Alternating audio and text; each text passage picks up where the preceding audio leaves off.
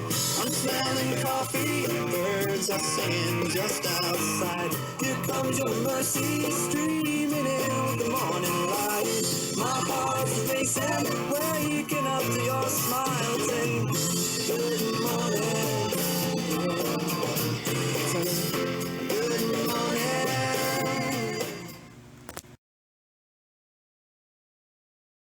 Good morning. Welcome back to Breakfast with the Bible. So today we're on Psalm 14. It's only 7 verses, so it shouldn't take that long. The fool hath said in his heart, there is no God. They are corrupt. They have done abominable works. There is none that doeth good. The Lord looked down from heaven upon the children of men to see if there were any that did understand and seek God. They are all gone aside. They are altogether become filthy. There is none that doeth good, no, not one.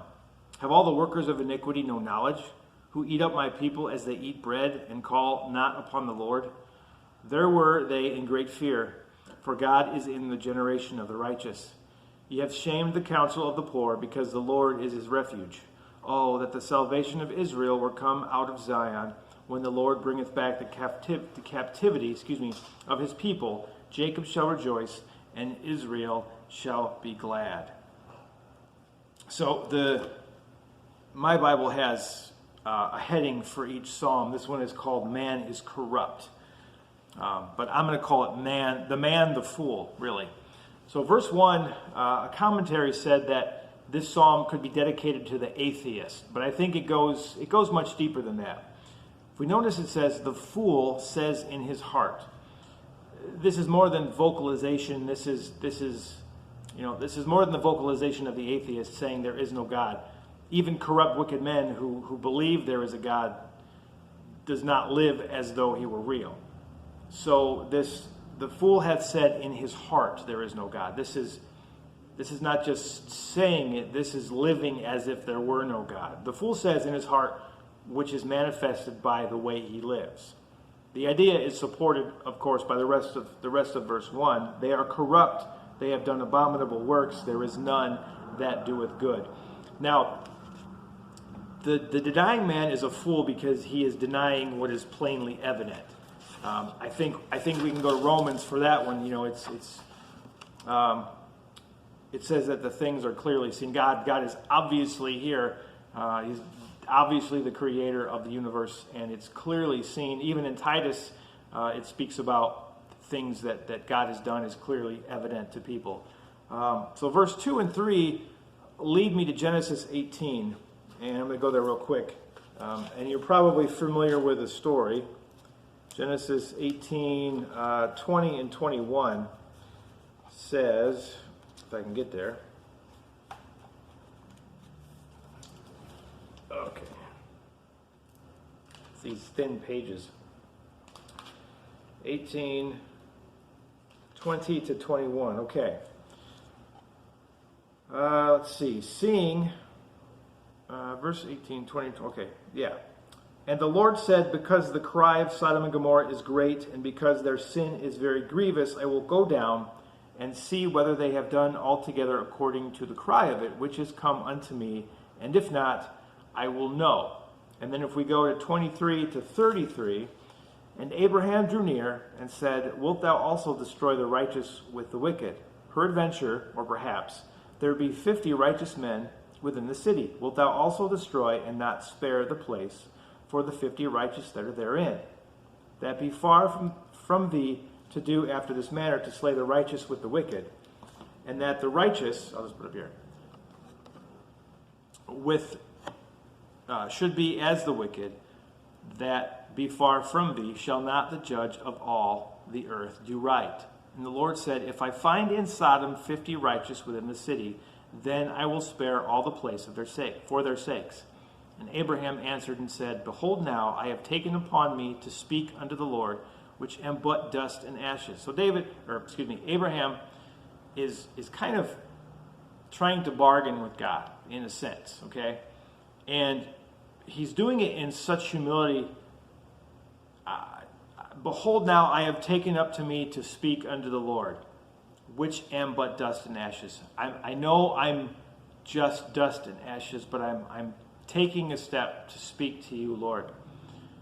Perhaps there shall lack 5 of the 50 righteous. Wilt thou destroy all the city for lack of 5? And he said, If I find therefore 40 and 5, I will not destroy it.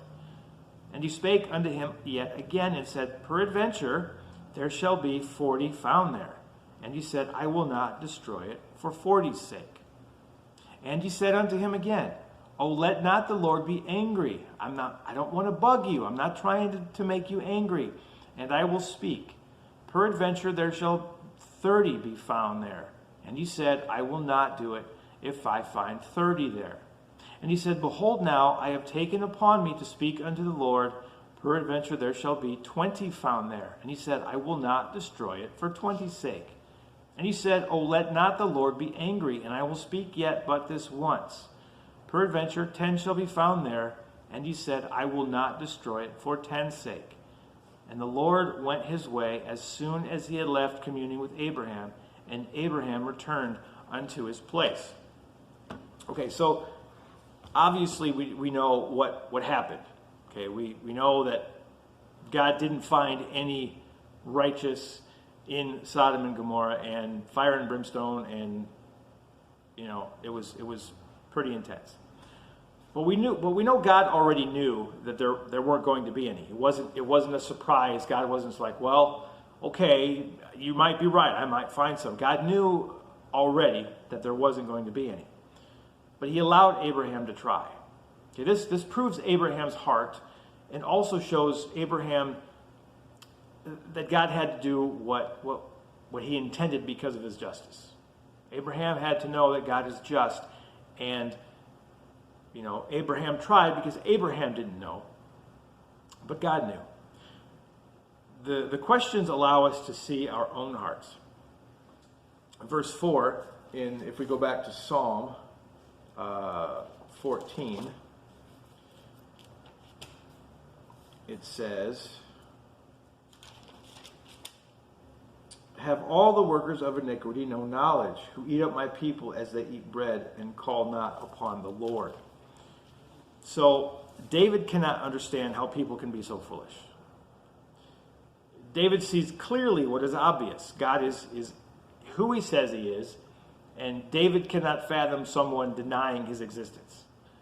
Even those of us who become children of God have a hard time grasping how someone could deny it. I mean, we tend to see things a little differently. We look outside, and how can you deny there's a God? Look at this, or look at that, or whatever it might be.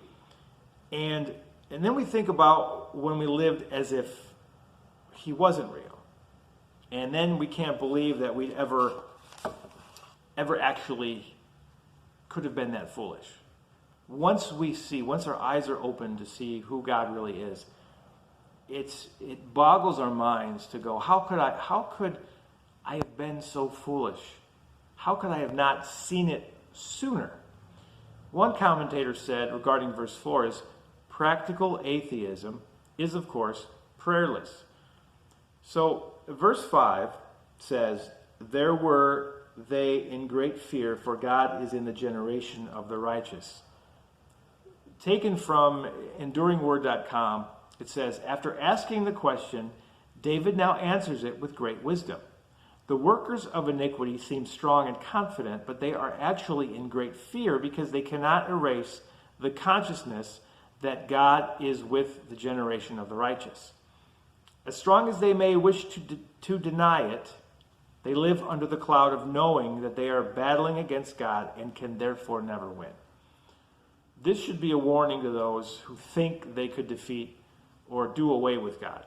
Try as they may, it will never happen. And there are plenty of those out there who are trying to do that very thing. Verse 6, Ye have shamed the counsel of the poor, because the Lord is his refuge. That is the warning.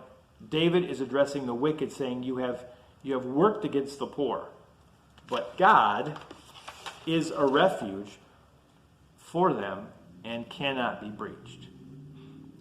So we look at the fool who says in his heart there is no God, verbally living as if there were no God, living as though consequences weren't an issue, living as though he hadn't a care in the world, and yet somehow David is expressing that this person actually has a great fear.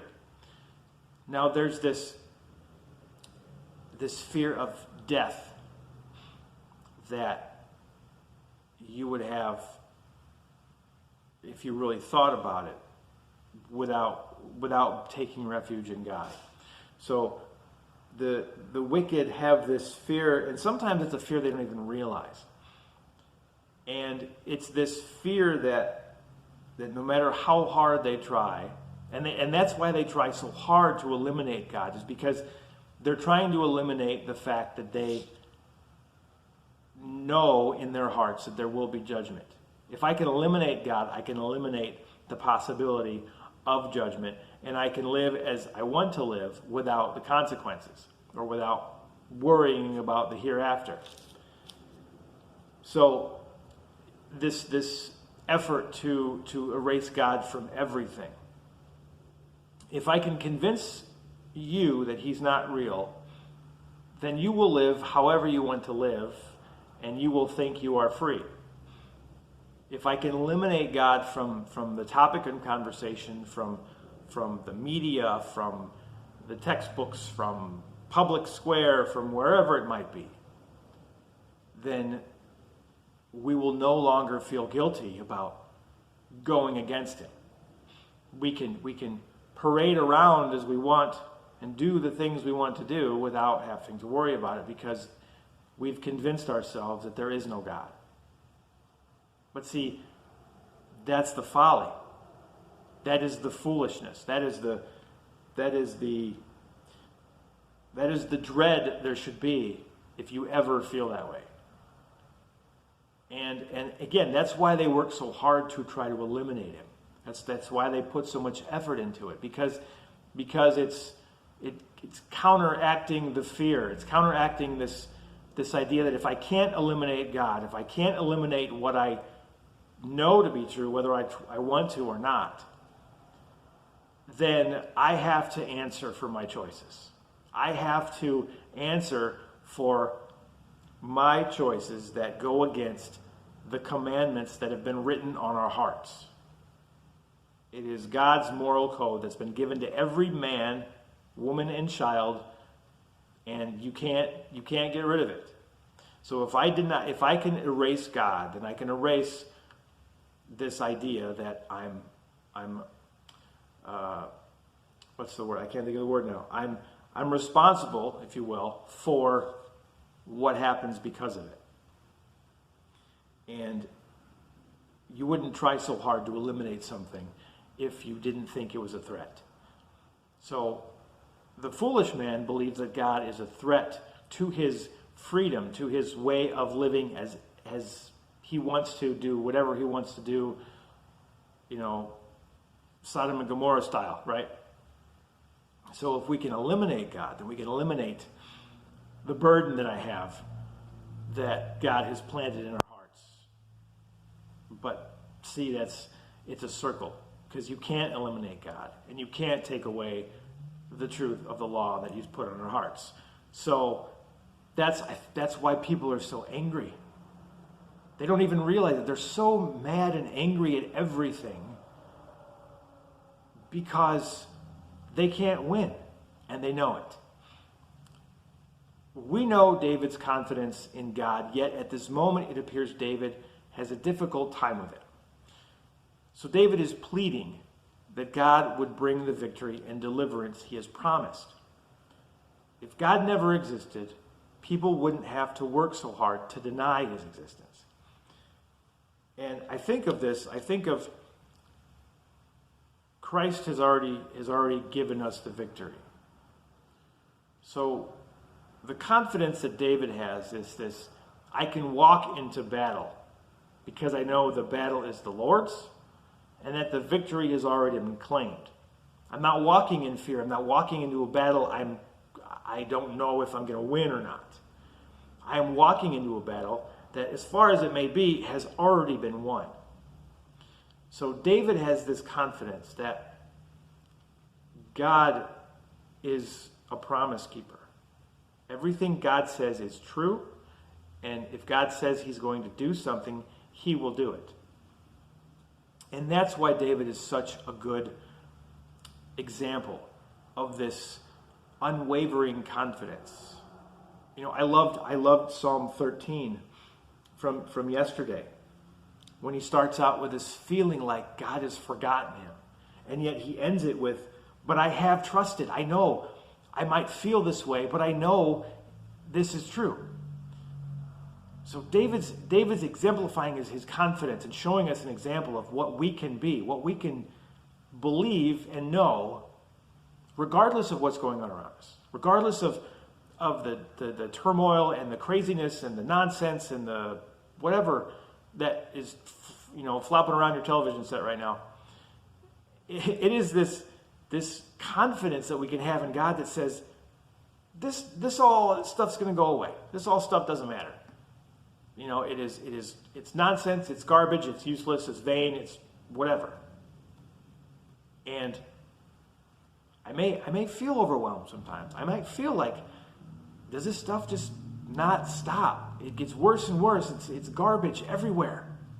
Filth and just nasty everywhere. Everywhere you look, it's just, it's like, hey, God, are you listening? Have you seen what's going on? That's the feeling we get. We feel like there's no way God is paying attention because this stuff is just happening right under his nose. That's the feeling. But the knowledge says God is just and recompense is on its way. God will judge the righteous and the unrighteous. And you're not going to talk him out of it. That's our confidence. God is who he says he is. God's going to do what he says he's going to do. And the fool hath said in his heart, there is no God. Oh, that you would not be a fool today. That you can know that God is who he says he is. That you can trust that God will do what he said he will do. On his timetable, not ours. And that's okay. Because while we sometimes feel like we're not sure, we can know that God is. And I hope this message has blessed you. I hope it's been what you needed. And I look forward to moving on to 15 tomorrow. And we'll go from there. Do your thing, subscribe, comments, thumbs up, and whatever else they may add to this. Thank you, and God bless.